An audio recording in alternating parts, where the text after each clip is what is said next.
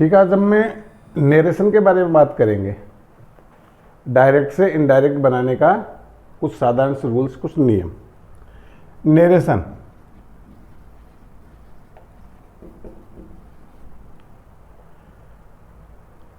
इस नरेशन में हम करते हैं तो डायरेक्ट से क्या बनाते हैं, इनडायरेक्ट। देखो, डायरेक्ट का मतलब होता है एक डायरेक्ट स्पीच और एक इनडायरेक्ट स्पीच। एक ऐसा कथन जिसमें कहने वाला के शब्दों को उसी के शब्दों में उसी प्रकार कह दिया जाता है। और इनडायरेक्ट कथन, इसका मतलब होता है कि किसी की कही हुई बात को अपने शब्दों में कहना। अब डायरेक्ट से इनडायरेक्ट कैसे बनाते हैं, इसके कुछ रूल्स, कुछ नियम्स हैं। देखिए, डायरेक्ट कथन, ये जो डायरेक्ट स्पीच है, इस डायरेक्ट स्पीच के दो पार्ट होते हैं, दो भाग होते हैं। एक होता है इसका बाहर और एक होता है अंदर। ये जो बाहर वाला भाग होता है, इसे बाहर इसलिए बोलते हैं क्योंकि ये इन्वर्टेड कोमे से बाहर होता है, और अंदर वाले भाग को अंदर इसलिए बोलते हैं क्योंकि इन्वर्टेड कोमे के अंदर होता है। और ये जो अंदर होता है, यही इसका कथन होता है। इस बाहर को हमें रिपोर्टिंग वर्ब बोलते हैं। क्या बोलते हैं? Reporting verb. और वो जो इन्वर्टेड कोमे में रहता है उसे बोलते हैं रिपोर्टेड स्पीच। तो इस डायरेक्ट कथन के दो भाग हो गए। पहला है रिपोर्टिंग वर्ब और अंदर का जो भाग है वह रिपोर्टेड स्पीच, अंदर कही हुई बात है।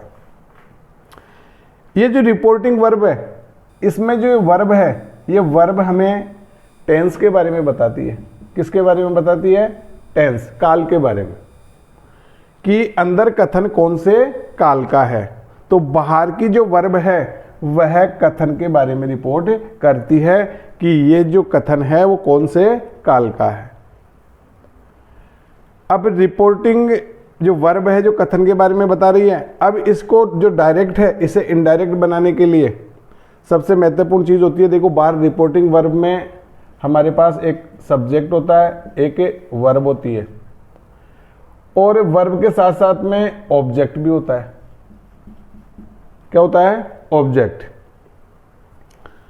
और अंदर जो कथन होता है उसमें हमारा कही हुई जो बात होती है। तो सबसे महत्वपूर्ण चीज इसमें क्या है? इस वर्ब में, वर्ब इसमें प्रेजेंट, पास्ट और फ्यूचर तीनों प्रकार की हो सकती है। लेकिन ये चीज, इसी विशेष चीज का ध्यान रखेंगे कि जो रिपोर्टिंग वर्ब है, इसके बाहर में किसी वर्ब में किसी प्रकार का कोई परिवर्तन नहीं होता। और जो परिवर्तन होता है वो कहाँ होता है? रिपोर्टेड स्पीच में होता है, अंदर ही परिवर्तन होते हैं। और इसमें तीन प्रकार के परिवर्तन होते हैं। सबसे पहला परिवर्तन होता है टेंस संबंधित। किस संबंधित है? टेंस। और दूसरा प्रोनाउन संबंधित। और जो तीसरा होता है वो टाइम और प्लेस, समय और स्थान और दूरी संबंधित तीन परिवर्तन होते हैं। और ये तीनों के तीनों परिवर्तन किस में होते हैं? रिपोर्टेड स्पीच में ही होते हैं।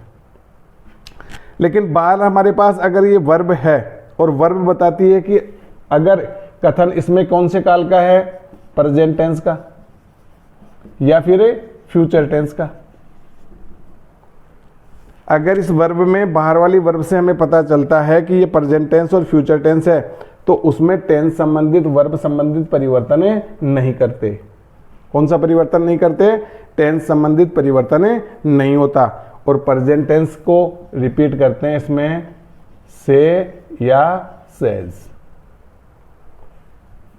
इसमें सेल से और विल सेज, ये प्रेजेंट और फ्यूचर को शो करते हैं। अगर बाहर से और सेज हैं और फ्यूचर टेंस में सेल से, विल से आदि हैं, तो अंदर टेंस संबंधित, कहने का मतलब जो वर्ब संबंधित परिवर्तन है वो नहीं करते, सिर्फ प्रोनाउन और टाइम और प्लेस संबंधित परिवर्तन ही करते हैं। तो सबसे पहली चीज, अब इसमें जो टेंस संबंधित परिवर्तन करते हैं ये कब करते हैं, जब रिपोर्टिंग वर्ब में कौन सा टेंस होता है, पास्ट टेंस। क्या होता है, पास्ट टेंस। और पास्ट टेंस का मतलब होता है सेड, से की जो सेकंड फॉर्म आती है सेड। तो उस समय हम इसमें तीनों परिवर्तन करते हैं और ये तीनों परिवर्तन किस में चलेंगे, रिपोर्टेड स्पीच में। तो इतनी बात आपको समझ में आ गई होगी। इसके दो भाग होते हैं, एक रिपोर्टिंग वर्ब, एक रिपोर्टेड स्पीच।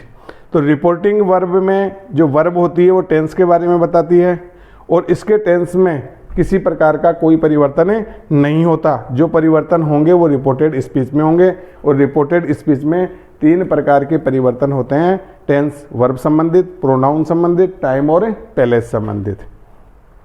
अब इसके आगे की चर्चा करते हैं अपन।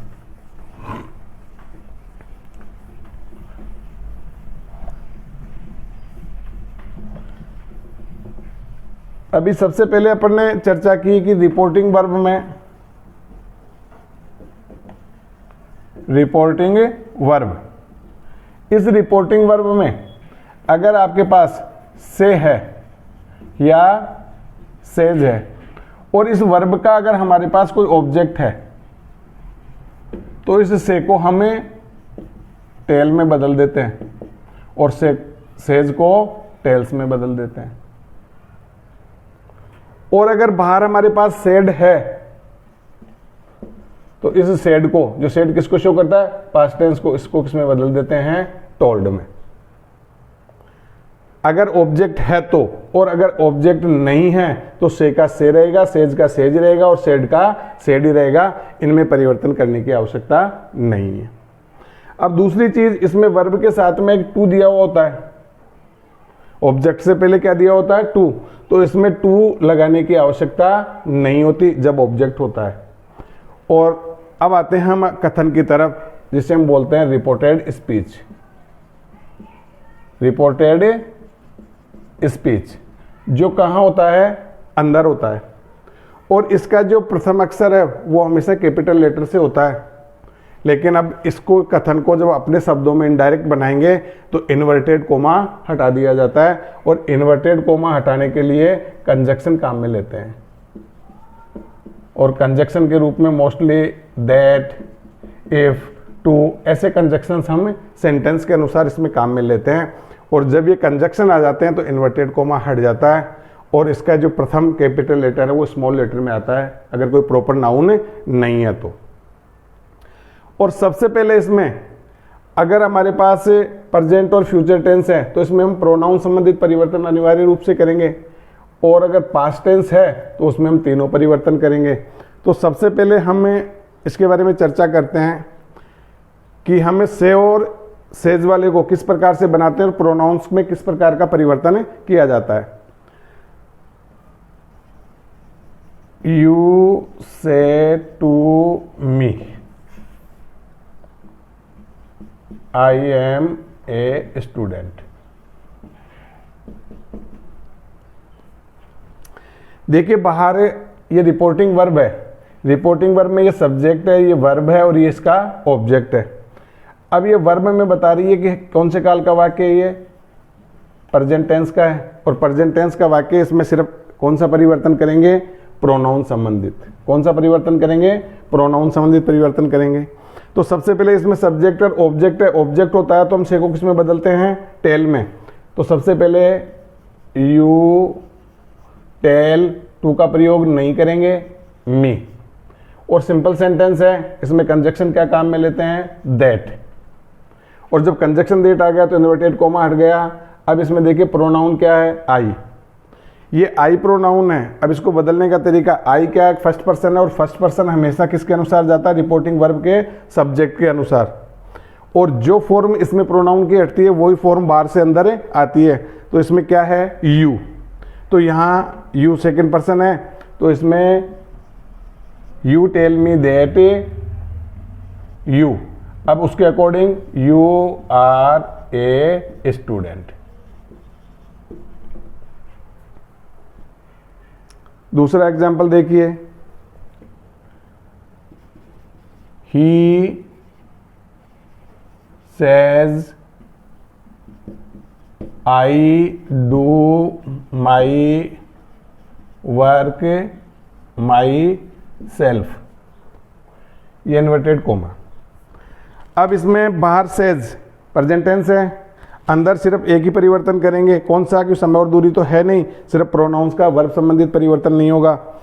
इसका ऑब्जेक्ट नहीं है, इसलिए से को हम किस में रख देंगे, सेज में ही रखेंगे, ही सेज। इन्वर्टेड कोमा हटाने के लिए सिंपल सेंटेंस में क्या काम में लेंगे, दैट।